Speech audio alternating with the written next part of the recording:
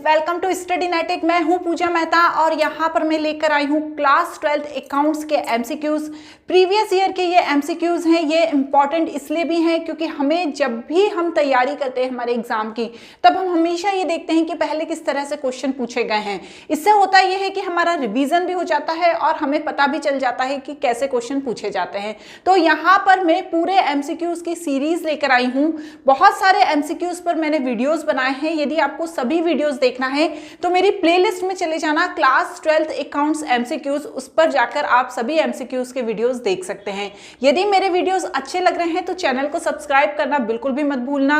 यहाँ पर मैं अपना ऐप एंड अपना जो वेबसाइट है studynetic.com, उसके बारे में भी आपको इंफॉर्मेशन देना चाहती हूँ कि यदि आप क्लास 12th अकाउंट्स के या बिजनेस स्टडीज के नोट्स लेना चाहते हैं तो आप मेरी वेबसाइट पर जाकर देख सकते हैं। यदि आप उनकी पीडीएफ डाउनलोड करना चाहते हैं तो मेरे ऐप से वो पीडीएफ डाउनलोड कर सकते हैं। तो बच्चों, बिना देरी किए स्टार्ट करते हैं एमसीक्यू नंबर 36 के साथ, क्योंकि अभी एमसीक्यू नंबर 35 तक मैं करा चुकी हूँ।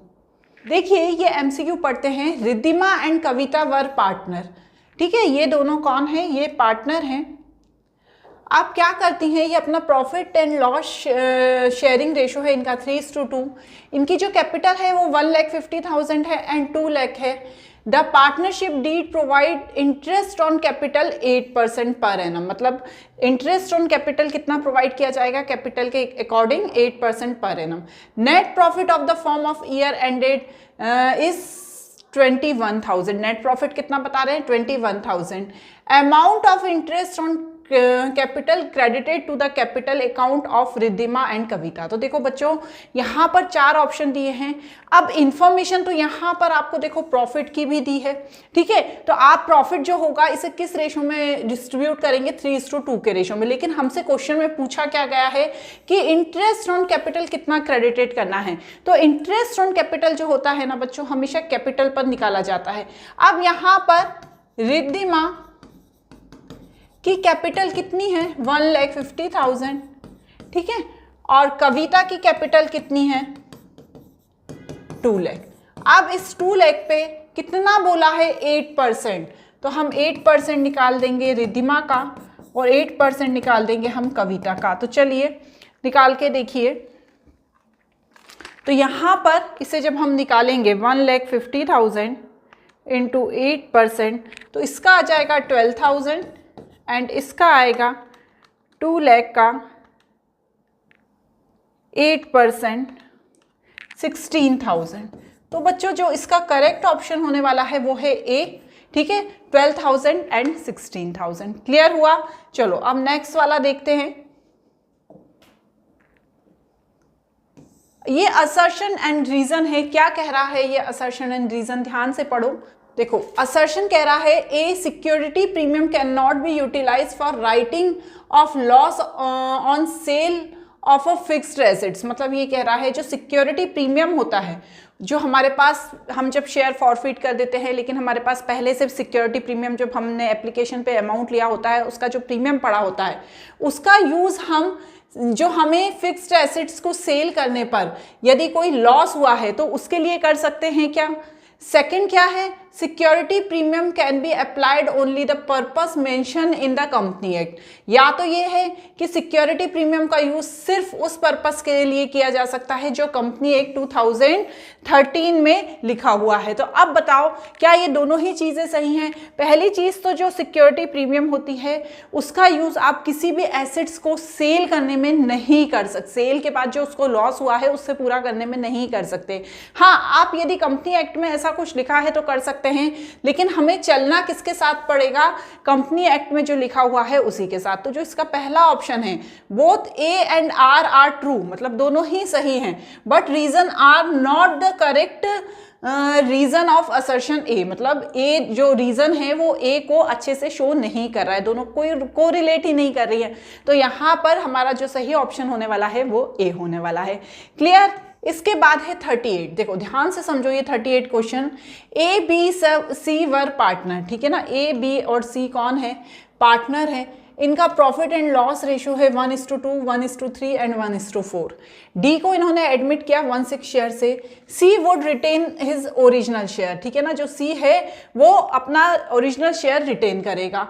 The new profit sharing ratio will be, तो यहाँ पर देखो बच्चों 4 ऑप्शन दिए हैं, उसमें से हमें नया प्रॉफिट शेयरिंग रेशियो बताना है। तो देखो बच्चों यहाँ पर क्या करना है, हमें ये बताना है पहले तो ए और बी दोनों ने मिलकर कितना, डी का और सी का, डी को भी आपको देना पड़ेगा शेयर, ठीक है ना, क्योंकि डी एडमिट हुआ है, D was admitted from 16 share में। तो यहाँ पर देखो बच्चों हम क्या करेंगे, किसका शेयर लिखेंगे, पहले तो डी शेयर, डी का शेयर कितना है 1/6 है, ठीक है। A:B:C, इन तीनों के शेयर कितने हैं 1/2, 1/3 एंड 1/4। अब यहाँ पर जो है सी वो भी अपना ओरिजिनल शेयर रिटेन करेगा, तो 1/4 शेयर एंड 1/6 शेयर, इन दोनों शेयर को हम ए और बी के शेयर में से माइनस कर देंगे। तो हम यहाँ सपोज कर लेते हैं, suppose A and B share is 1, ठीक है, ये हमने सपोज करा। तो रिमेनिंग शेयर कितना बचा, रिमेनिंग शेयर 1 माइनस क्या 1/4 प्लस 1/6, ठीक है ना, किसका, सी का और डी का शेयर। तो अब हम क्या करेंगे, इससे माइनस करेंगे, ठीक है ना। तो 1 माइनस कितना करो एलसीएम 24, 6 प्लस 4 है ना, इज इक्वल टू, इसी को आगे बढ़ाती हूँ मैं, 1 माइनस 10/24, ठीक है। फिर हम इसका एलसीएम लेंगे, तो 24 माइनस 10 मीन्स कितना हो गया, ठीक है ना, कितना हो गया 14, 14 डिवाइडेड बाय 24, निकालिए 14 डिवाइडेड बाय 24, तो यहाँ पर आ गया 7/12, क्लियर हो गया। तो ये क्या हुआ, रिमेनिंग शेयर हो गया किसका, ए और बी का। तो अब मुझे ए और बी का यदि ओरिजिनल शेयर निकालना है तो मैं क्या करूँगी, 1/2 इंटू 7/12, 1/3 सॉरी 7/12, और यहाँ पर आ जाएगा 7/24, यहाँ 7/36। अब यदि हम इन चारों का शेयर देखते हैं, ध्यान से देखना, यदि हम A:B:C:D का शेयर देखते हैं तो A का है 7/24, इसका है 7/36, इसका है 1/4, इसका है 1/6। तो ये हमारा चारों का शेयर है, पर मुझे डिनोमिनेटर सेम करने होंगे।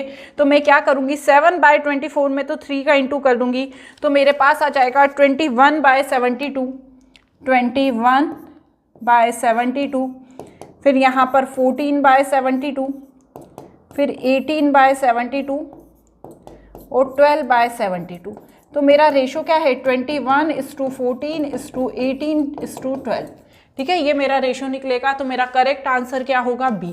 थोड़ा सा ट्रिकी है ये क्वेश्चन, बट हम कुछ नहीं कर सकते, ये क्वेश्चन पूछा जा चुका है, मैं मन से नहीं बता रही हूँ, ये क्वेश्चन प्रीवियस ईयर में पूछा जा चुका है, तो इसे आप देख लेना, ठीक है। नेक्स्ट देखते हैं, on dissolution of partnership firm if realisation expenses are paid by the firm on behalf of the partner then such expenses are debited in the which of following account।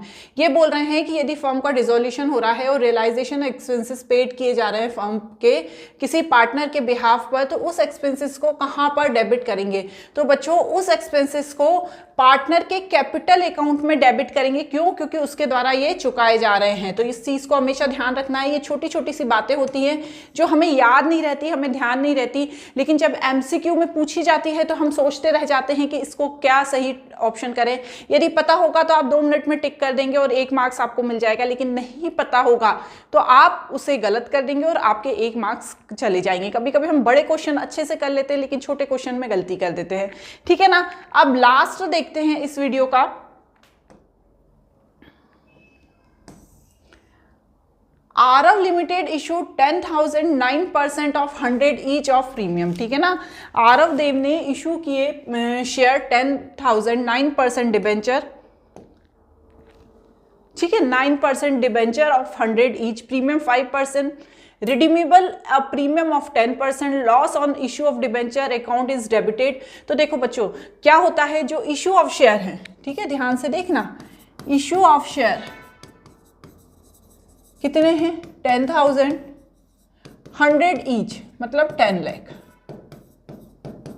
ठीक है, रिडीमेबल कितने हैं 10%, तो यहाँ पर 10% का, सॉरी मैं इसको काटो, 10 लाख का 10% निकालूंगी तो मेरे पास कितना आ जाएगा 1 लाख। तो यहाँ पर जो loss on issue on debenture हम जो डेबिट करेंगे वो कितने करेंगे, वो 1 लाख करेंगे। तो इसका सही ऑप्शन क्या होने वाला है, बी होने वाला है। क्लियर? तो बहुत ही छोटा सा क्वेश्चन था ये। तो आज इस वीडियो में हमने 5 MCQ करे हैं और भी बहुत सारे MCQs कराए हैं। मेरी प्लेलिस्ट में चले जाना और वहां पर देख लेना। यदि वीडियो अच्छा लग रहा है चैनल को सब्सक्राइब जरूर करना। Thank you.